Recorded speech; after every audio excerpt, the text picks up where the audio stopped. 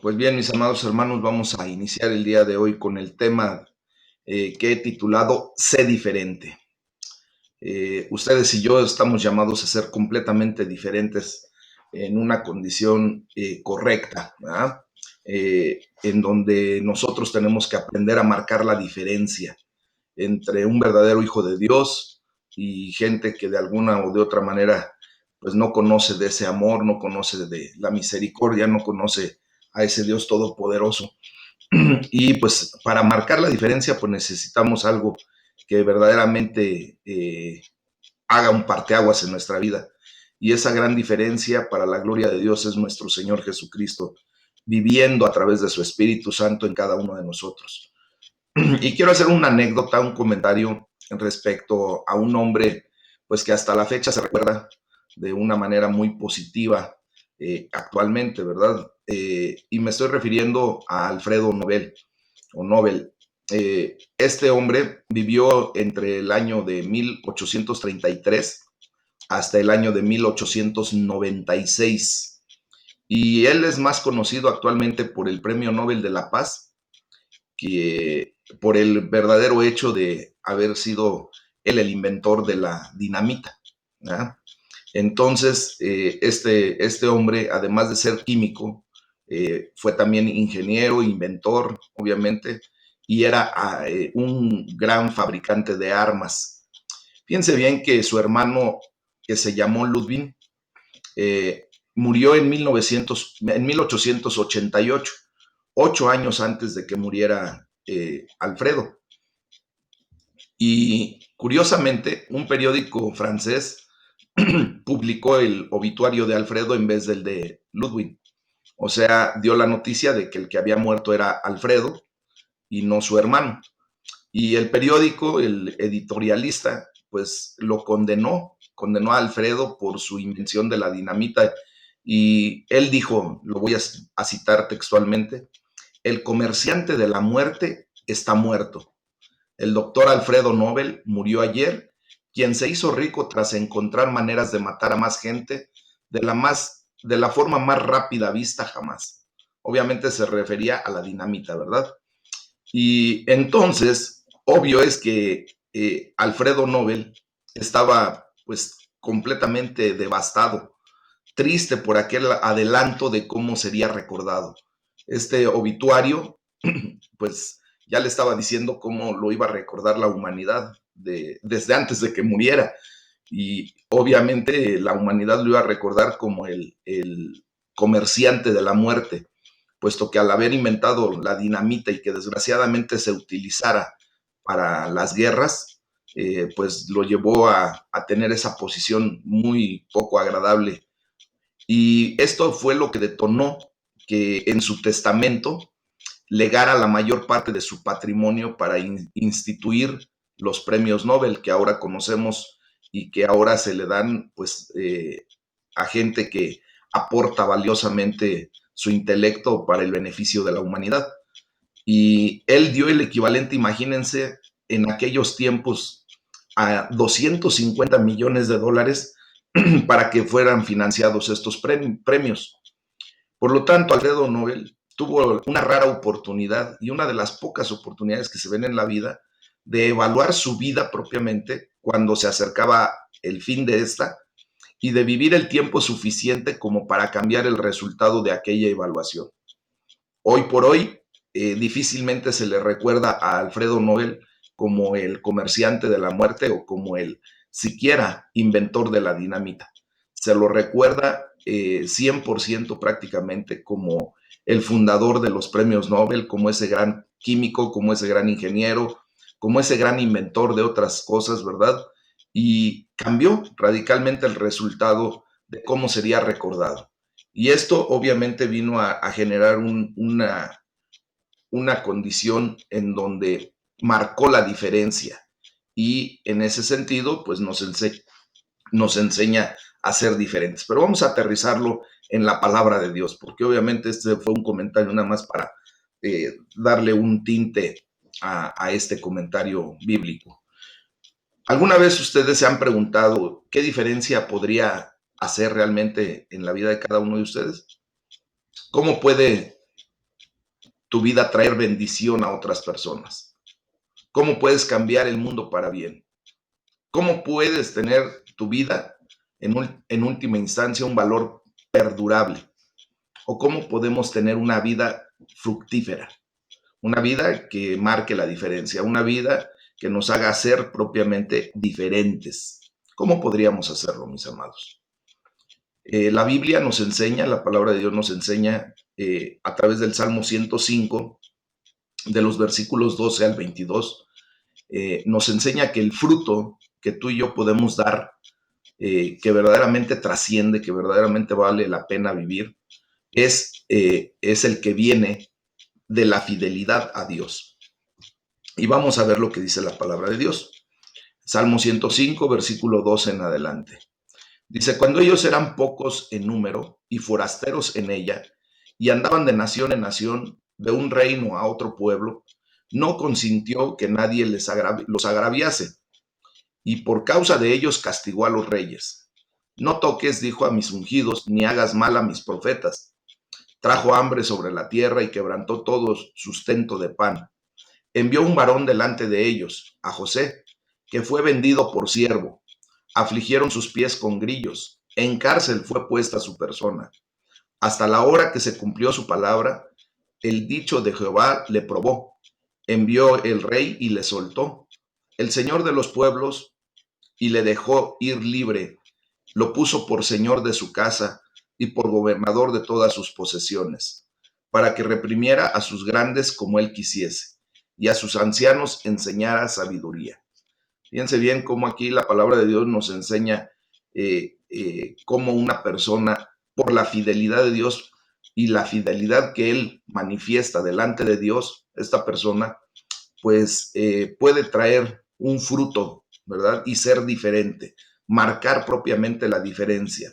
Porque José, al declarar la fidelidad de Dios en su vida y al ser fiel él a Dios, José a Dios, obviamente Dios responde y eso trae una condición que marcó completamente la vida no solamente de José, no solamente de Egipto, sino también la vida de su padre y de sus hermanos, ¿verdad? Entonces, el fruto que dio José, a final de cuentas, aun cuando él fue vendido, fue lastimado, todo lo que sucedió con la vida de José después de que sus hermanos decidieron venderlo, todo esto vino a dar un fruto correcto porque él tomó la decisión de ser fiel a Dios.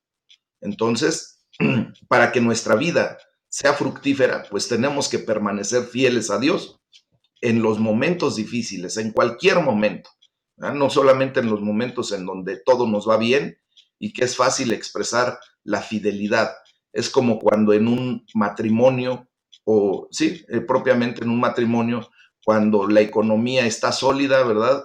Cuando no hay faltantes, cuando todo marcha viento en popa, pues es bien fácil decir, mi amor, te amo, ¿verdad? Y estar muy a gusto y sentirse plenos y sentirse completos con esa relación. Pero cuidado y falte algo, mis amados hermanos, porque ahí empieza el lío. Y la fidelidad hacia ese amor, y no tanto por ser infieles en cuanto a tener una relación de pareja con otra persona, no, sino la fidelidad a guardarse al amor que se prometían, al amor que se decían tener, pues sale por la ventana, ¿verdad? Entonces, bajo esa línea, pues nosotros vemos cómo cuando somos fieles a Dios, vamos a traer una vida fructífera y es relativamente fácil, como les digo, ser fiel a Dios cuando todo sale bien en la vida. La prueba viene cuando nos enfrentamos a tentaciones intensas o a grandes sufrimientos, a cosas que no quisiéramos pasar, ¿verdad? El salmista rememora la vida de José al darle gracias a Dios por la fidelidad a su pueblo, porque como les comentaba, la vida de José fue inmensamente fructífera, y eso lo podemos ver en los capítulos completos desde el 37 al 50 de Génesis. Obviamente es un tramo muy largo como para leerlo ahorita, pero ahí podemos ver cómo la vida de José fue grandemente fructífera. El faraón le dio autoridad sobre toda su casa y lo puso a cargo de todo cuanto poseía. Y le dio un poder tan pleno, mis amados, para que él pudiera instruir a sus príncipes, impartir sabiduría a sus ancianos y tener obviamente el control de absolutamente todo. Así nos lo dice también el Salmo 105 en el versículo 21 y 22. Y como resultado a esto, el versículo 24 nos hace la declaratoria de lo que Dios hizo en la vida de José. Dice que el Señor hizo que su pueblo se multiplicara. Recuerden que el pueblo judío viene propiamente a multiplicarse en Egipto y posteriormente pues ya los convierten en ¿cómo se llama? En esclavos y después Dios los liberta, como sabemos, ¿verdad? Pero quiero decirles que el fruto que dio José, a final de cuentas, tuvo un precio. Al principio no parecía que su vida iba a ser fructífera. De hecho, por poquito y muere, ¿verdad? Antes de que lo echaran a la cisterna. Uno de sus hermanos dice, pero ¿para qué lo matamos? Mejor hay que venderlo. Y fue vendido como esclavo, mis amados. Le sujetaron los pies con grilletes, entre hierros, le aprisionaron el cuello. Y José pasó por la traición, por la esclavitud, por la tentación. Eh, Recuerden que la esposa de Potifar, ¿verdad? Una mujer técnicamente bella, se ofreció a él y él tuvo que salir huyendo. Eso le provocó un encarcelamiento injustificado o no, que no le correspondía y a final de cuentas tuvo un gran sufrimiento. Sin embargo, mis amados hermanos, en todo ello permaneció fiel. ¿Fiel a quién? Fiel a Dios, fiel a los principios que él había adquirido y fiel a los mandamientos que el Señor le había dado, ¿verdad? Entonces, la razón de la fidelidad de José era que él confiaba en que Dios tenía todo el control, que a él no se le escapaba nada. De hecho, tenía bien claro el concepto de emuná, de la fe genuina. Él entendía claramente que todo provenía de parte de Dios, que todo estaba para que le ayudara para su bien y que a final de cuentas todo le traería una enseñanza. Por lo tanto, él confiaba verdaderamente en Dios. Tenía una gran fe, una gran emuná, incluso en los momentos más críticos, más malos de su vida. José no solo permaneció fiel a Dios a pesar de su aparente abandono, sino que también fue fiel a su familia al perdonarlos. En lugar de culparlos y señalarlos y hasta cierto momento poder rechazarlos, y a la larga, ¿verdad? Pues su fidelidad produjo un gran fruto. ¿Qué vamos a tener que hacer ustedes y yo a partir de hoy? Pues mostrar esa fidelidad que ahora Dios nos ha enseñado para que de esa manera todo lo que emprendamos, todo lo que hagamos, pues traiga un fruto correcto a nuestras vidas, que nuestra vida sea verdaderamente fructífera y que en la posteridad seamos recordados cuando sean abiertos los libros de la vida, ¿verdad? Ese libro que un día va a ser abierto en donde se está anotando toda la narración de lo que tú has sido y has dejado de ser, y que la gloria sea para el Señor cuando en aquel tiempo el Señor te diga, bien, mi buen siervo fiel, en lo poco fuiste fiel, en lo mucho te pondré, entra al gozo de tu Señor. Eso es lo que todos y cada uno de nosotros anhelamos escuchar un día, ¿verdad? En la presencia de Dios. Entonces, hay que darle gracias a Dios porque Él nos muestra su increíble fidelidad y eso nos enseña a ser fieles. Debemos pedirle que nos ayude constantemente a ser fiel, incluso en los momentos difíciles, en los momentos de tentación, en los momentos en que hemos sufrido alguna decepción o algún desánimo. Entonces, en ese entendido hay que orar para que nuestra vida sea realmente fructífera como fue la vida de José. Entonces, esto nos lleva a la segunda carta a los Corintios, del capítulo 6, versículo 3 al capítulo 7, versículo 1, porque el fruto, la palabra de Dios nos enseña que viene del Espíritu Santo, el fruto que vale la pena vivir, el fruto que vale la pena dar, ¿verdad? Dice la palabra de Dios. Vamos a leer la segunda carta a los Corintios, en el capítulo 6, del versículo 3 en adelante. El apóstol Pablo, recuerden que en esta carta está hablando ya de una relación más completa, más correcta de los corintios, de la iglesia de Corinto, hacia con Dios. Entonces, dice la palabra de Dios aquí, dice, no damos a nadie ninguna ocasión de tropiezo, O sea, daban un muy buen testimonio. Y tú y yo tenemos que ser esas personas que podamos dar un buen testimonio para que nadie tenga tropiezo por nuestra condición. Dice, para que nuestro ministerio no sea vituperado.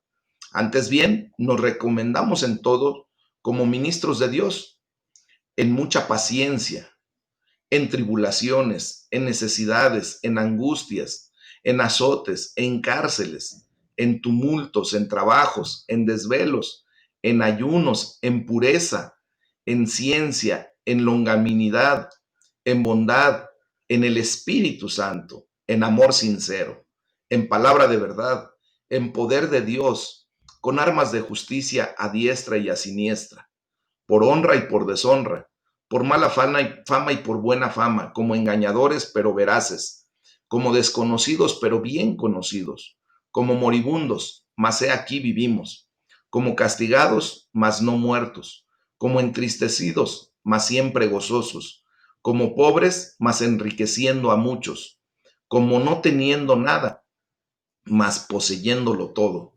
Nuestra boca se ha abierto a ustedes, oh Corintios, nuestro corazón se ha ensanchado.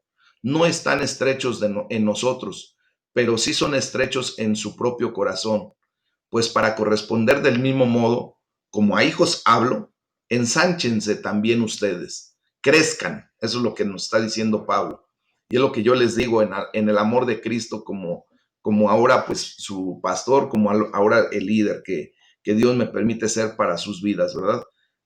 Obviamente yo podría también declarar en mi vida eso que declara Pablo, como para poder mostrarles a ustedes que ustedes también tienen que ir creciendo en relación a nuestra relación con Dios. Amén.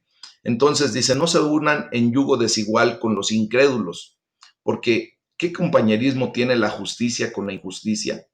¿Y qué comunión la luz con las tinieblas? ¿Y qué concordia Cristo con Belial? ¿O qué parte del creyente con el incrédulo? ¿Y qué acuerdo hay entre el templo de Dios y los ídolos? Porque ustedes son el templo del Dios viviente.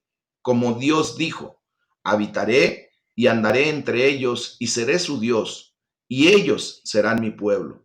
Por lo cual, salgan de en medio de ellos y apártense, dice el Señor, y no toquen lo inmundo, y yo los recibiré.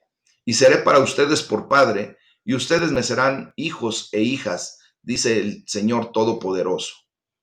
Y en el versículo 7, capítulo 7, versículo 1 dice, así que amados, puesto que tenemos tales promesas, limpiémonos de toda contaminación de carne y de espíritu, perfeccionando la santidad en el temor de Dios. Nos damos cuenta cómo nuestra vida puede ser inmensamente fructífera, amados, porque ahora el Espíritu Santo de Dios vive dentro de ti, dentro de cada uno de nosotros. Somos el templo del Dios viviente. Así como en el Antiguo Testamento Dios habitó en el tabernáculo, ¿verdad? Así también ahora habita en ti y habita en mí por medio de su Espíritu Santo. El Espíritu Santo produce frutos hermosos en nuestra vida. Y yo los quiero leer. ¿Qué frutos son los que el Espíritu Santo produce en nuestras vidas, amados? Vamos a Gálatas 5, versículos 22 y 23. Y dice la palabra de Dios, fíjense los frutos que produce el Espíritu Santo en nuestra vida. El fruto, dice más, el fruto del Espíritu es amor, gozo, paz, paciencia, benignidad, bondad, fe, mansedumbre, templanza. Dice, contra tales cosas no hay ley.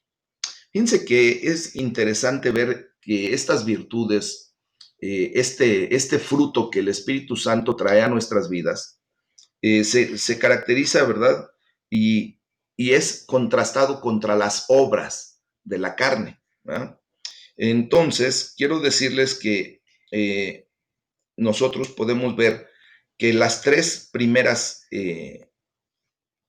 cosas que habla la palabra de Dios acerca del fruto, que es amor, gozo y paz, fíjense bien que conciernen a nuestra actitud hacia Dios, nuestra relación hacia Dios. Es nuestra relación con Dios es de amor, de gozo y de paz. Las otras tres, o la segunda tríada, tiene que ver con nuestras relaciones sociales. O sea, primero nos da la condicionante de nuestra relación vertical y las otras tres nos dan nuestra condicionante con nuestras relaciones horizontales, o sea, nuestras relaciones interpersonales. Y estas son paciencia, benignidad y bondad. O sea, para con Dios tenemos que tener el amor de Dios, el gozo de Dios y la paz de Dios que inunden nuestras vidas. Y esto nos lleva a tener una condición para con los demás con paciencia, benignidad y bondad. ¿Se dan cuenta cómo Dios provee los recursos como para que nosotros nos llevemos bien? ¿Qué tan agradable es que alguien se porte con paciencia para con tu vida? O que sea benigno, o que sea bondadoso, ¿verdad?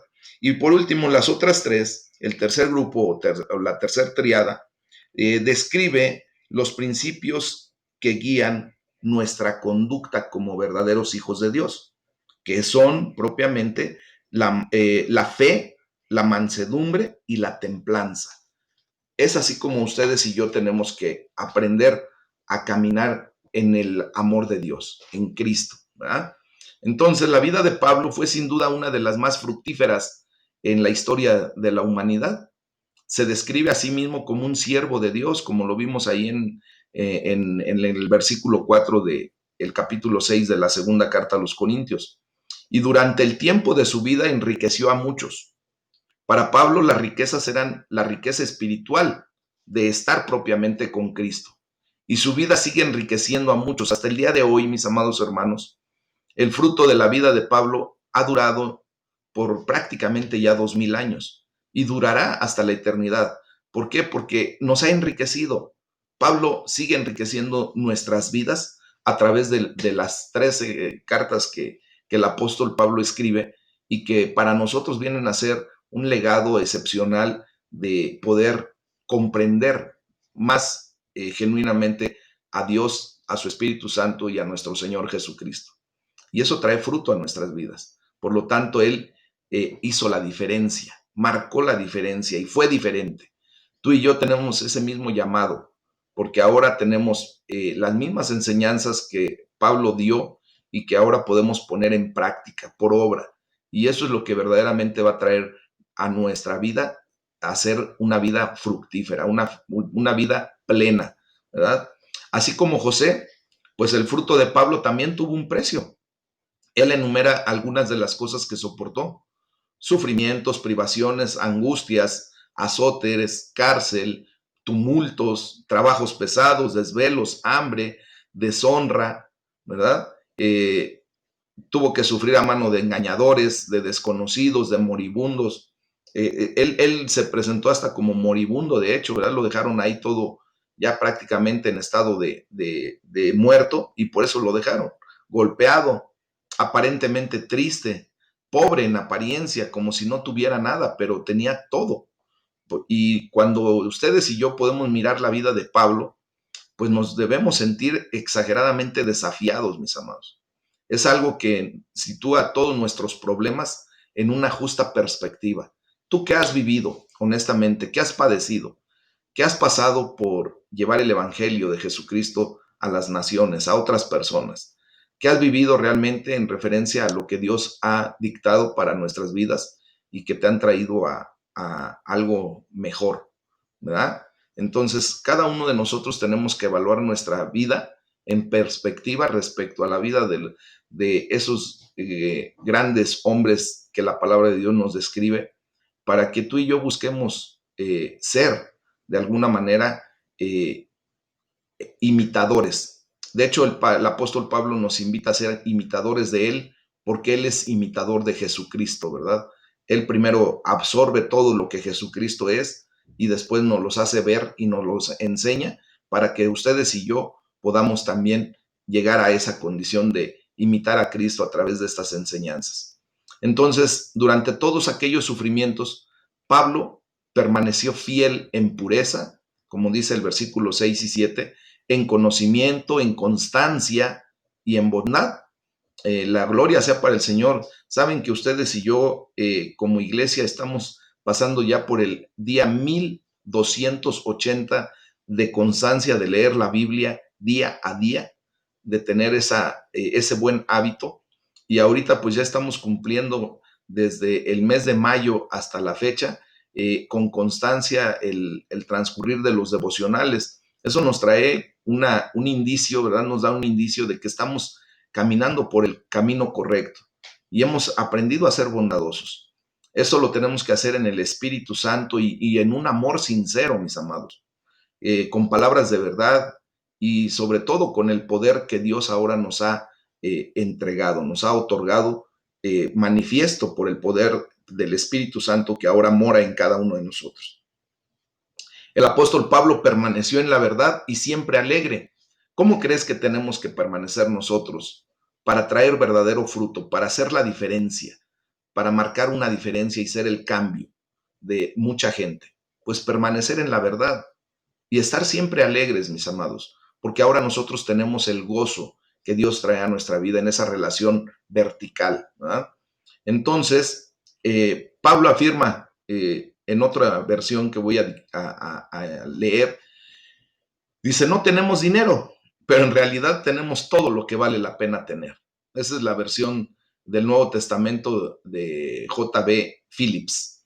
Entonces, Pablo lo afirma de esa manera, ¿verdad? ¿Cuántas veces tú y yo no podemos tener algo que quisiéramos, no necesariamente economía o en dinero, sino habrá algunas otras cosas que no podamos tener, pero la verdad es que tenemos todo lo que vale la pena tener. ¿Por qué? Porque tenemos al Espíritu Santo morando en nuestros corazones.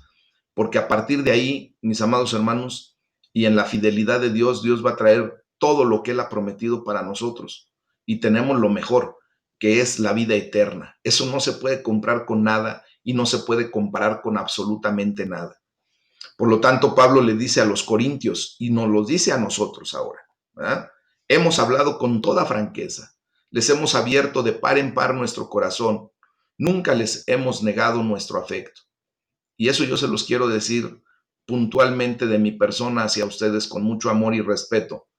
He hablado con ustedes con toda franqueza, les he abierto de par en par mi corazón y nunca les he negado mi afecto, ¿verdad? Es así como debemos de ir compartiendo la palabra de Dios. Un día ustedes van a también tener la gran oportunidad de hacer este tipo de declaración. Hablar con franqueza siempre, abrir su corazón para aquellas personas a las que ustedes le van a llevar el evangelio y nunca negarles su afecto por esas personas. Pablo se muestra abierto y se expone ante los corintios suplicándoles que le abran sus corazones de la misma manera. Y de esta misma manera se lo pido yo a ustedes, ¿verdad? Abran su corazón, tengamos esa relación de convivencia, de hermandad, de amor, porque solamente así es como nos vamos a poder ayudar mutuamente. Muchas ocasiones yo les pido, por favor, háganos saber cuáles serían sus motivos de oración, en dónde nosotros podemos apoyar, en dónde nosotros podemos de alguna manera intervenir en alguna problemática y pues hacer lo propio, ¿verdad? Entonces, yo les pido, así como Pablo, que abran sus vidas, que vivan sinceramente y de forma amplia y que esto nos pueda traer a una relación personal de amor, de afecto, de filialidad, de hermandad, cada vez más plena, mis amados hermanos. Y van a ver que la gran familia de Jesucristo viene a cumplir el efecto para lo cual Dios propuso que nosotros viniéramos a la gran familia de Dios, sentirnos en compañía, tener un sentido de pertenencia, no sentirnos solos, que vamos por este mundo caminando y cabalgando solos como el llanero solitario, y que nuestro sufrimiento, que nuestra pena, que nuestra condición, pues a nadie le importa. No es cierto, mis amados. Es lo que el enemigo quiere hacernos creer en muchos momentos.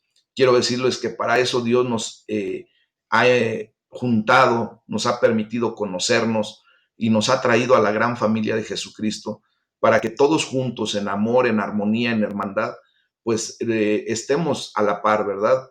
Apoyándonos, poniendo el hombro unos por los otros. Que si uno se duele, todos nos podemos doler. Que si uno se goza, todos nos podamos gozar con el que se goza. Que si uno tiene necesidad, pues todos tuviéramos la apertura como para poder apoyar en cuanto podamos, ¿verdad? Muchas ocasiones no vamos a poder generar economía posiblemente, pero la verdad es que en oración, en coinonía, en unidad, en amor, podemos lograr mucho más cosas porque tenemos lo que verdaderamente vale la pena, que es el amor de Cristo en nosotros. Pablo había explorado su propio territorio interior, su propio corazón, había emprendido un viaje a aquellos lugares de su corazón y de su alma donde se hallan los tesoros escondidos. Así hay que hacerlo ustedes y yo.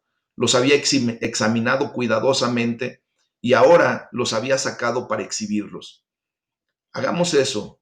Eso nos lleva a actuar con integridad. Primero debemos saber quiénes somos verdaderamente. Debemos saber lo que representamos y a quién representamos. Ayer nuestro hermano Francisco nos hacía la observación clara de que nosotros somos los embajadores de Cristo, somos los representantes de Cristo. Por lo tanto, ¿verdad? Tenemos que saber a quién representamos, tenemos que saber en quién creemos y en qué creemos y en lo que más verdaderamente nos importa. Entonces, al tener todos estos conceptos bien definidos, mis amados hermanos, desde lo profundo de nuestro corazón, pues vamos a actuar en consecuencia como lo que somos verdaderamente, como hijos de Dios, como discípulos de Jesucristo, que nos permitimos ser enseñados y corregidos. Habrá momentos, hermanos, en los que yo les haga alguna observación en amor, les tenga que hacer una exhortación por algún tipo, forma de vivir en la que están incurriendo equivocadamente y que Dios me lleve, ¿verdad? A través de su Espíritu Santo a hacerles algún señalamiento, no por juzgarlos ni mucho menos, sino simplemente porque Dios los quiere traer a una condición de vida más amplia, más satisfactoria y que a lo mejor yo tenga la necesidad o algún líder o algún hermano, no nada más yo, ¿verdad? De poder hacerles alguna observación y que eso traiga corrección a su vida y que vengan a dar aún mayor fruto, a hacer una diferencia, un cambio, ¿verdad? Nos hemos sujetado a un gobierno teocrático y de esa manera Dios es el soberano de nuestras vidas y nosotros tenemos que ajustarnos a las autoridades que Dios pone en nuestras vidas. ¿Para qué? Pues para crecimiento, para poder nosotros ir cada día más siendo reforzados por el poder de Dios aquí en la tierra. Amén. Entonces, las personas tienden a pensar que tienen que ser divertidas, ingeniosas o incisivas en el escenario, en la acción que estén tomando, pero no tienen que ser así, solo tienen que ser honestas, tienen que ser transparentes, ¿verdad? Veraces. Y nosotros podemos verdaderamente mostrarnos desde lo profundo de nuestro corazón y mostrar nuestra verdadera historia y sin problemas dar un testimonio fiel de lo que Dios ha hecho en nuestras vidas. Las emociones, las dudas, las luchas, los temores, todo lo que nosotros hemos pasado, ¿verdad? Y mostrarlo a la gente a la que le podamos compartir el Evangelio de Jesucristo. Y entonces esas personas van a responder positivamente. ¿Por qué? Porque van a ver que el poder de Dios es genuino, es verdadero, que Dios es fiel y que en esa fidelidad todo lo que ha prometido lo va cumpliendo en sus tiempos perfectos.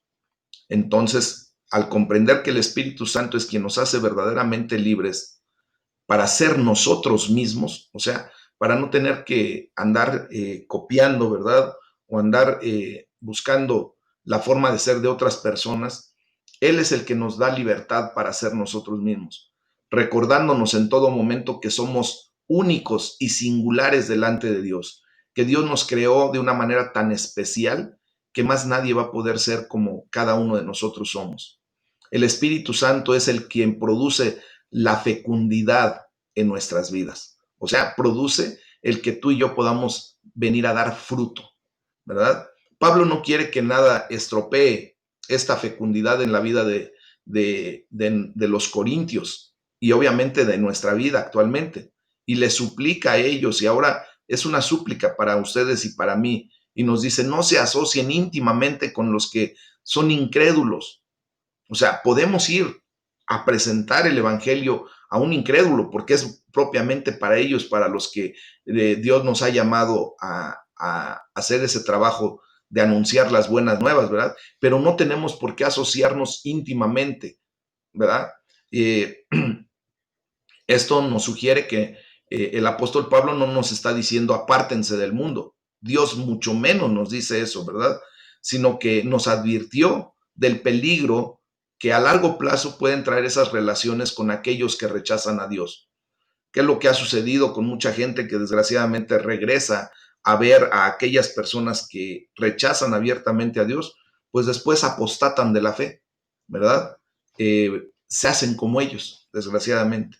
Muchas personas han ignorado estas advertencias, por ejemplo, a la hora de encontrar una pareja para el matrimonio, y algunos terminan dejando de ir a la iglesia pasados unos meses o unos años para luego finalmente perder su fe, apostatar.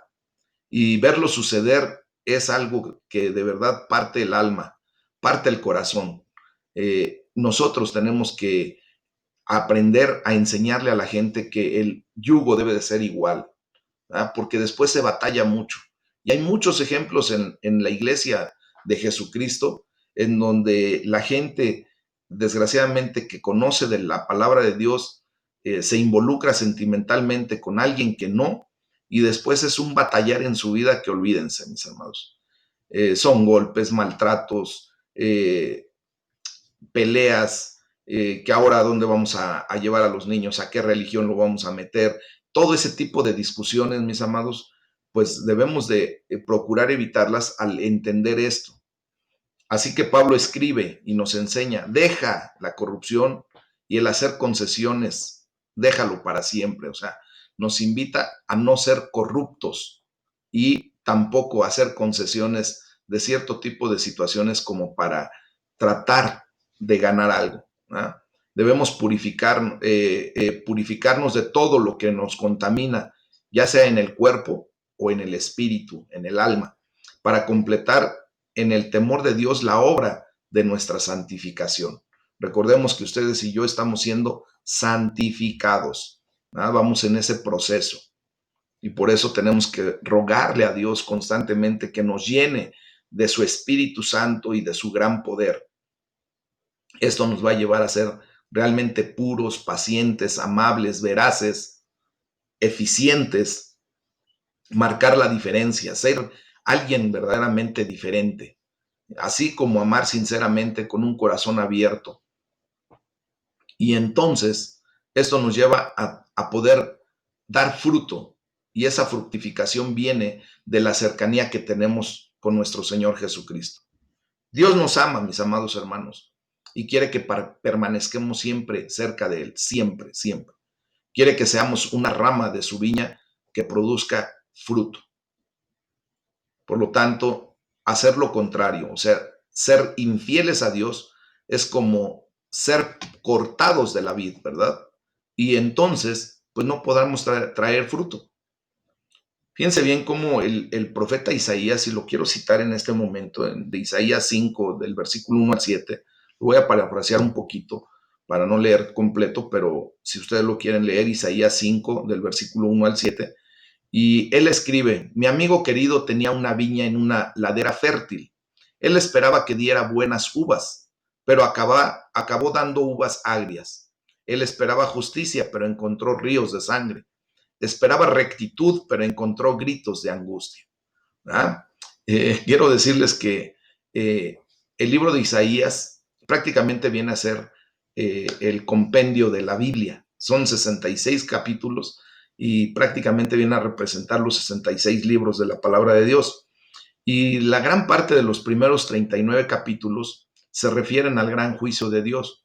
¿Por qué? Porque dice ahí en el versículo 13 del capítulo 3, el Señor se dispone a denunciar, se levanta para enjuiciar al pueblo. El Señor entra en juicio contra los ancianos y jefes de su pueblo. ¿Por qué? Porque está declarando la infidelidad del pueblo, ¿verdad?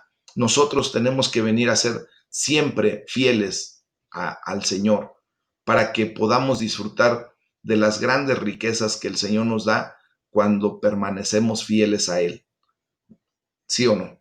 Entonces, esto nos lleva a estar siempre con Jesucristo, porque Él es la rama verdadera, Él es la vid verdadera, Él es el que es totalmente fiel a Dios y fructífero por encima de cualquier ser humano, incluso del mismo José o del mismo Pablo de los que hablábamos hace rato, ¿verdad? Jesús ahora nos invita a ser gran parte, a ser propiamente parte de su viña, a permanecer siempre cerca de Él, adheridos a Él y a dar mucho fruto, mis amados. Y vamos a dar un fruto que perdurará para siempre. Tú y yo queremos llevar una vida fructífera, una vida que de verdad valga la pena ser vivida. Pues hay que decirle al Señor que le damos muchas gracias porque en Cristo Jesús ha hecho posible que ustedes y yo podamos ser verdaderamente fructíferos, que nos ayude a guardarnos cerca de Él y que nosotros podamos permanecer fieles y llenos del Espíritu Santo en todo momento. Y esto nos va a llevar a dar un fruto que perdure, un fruto que trascienda. Amén. Pues esta es la enseñanza del día de hoy, mis amados hermanos. Eh,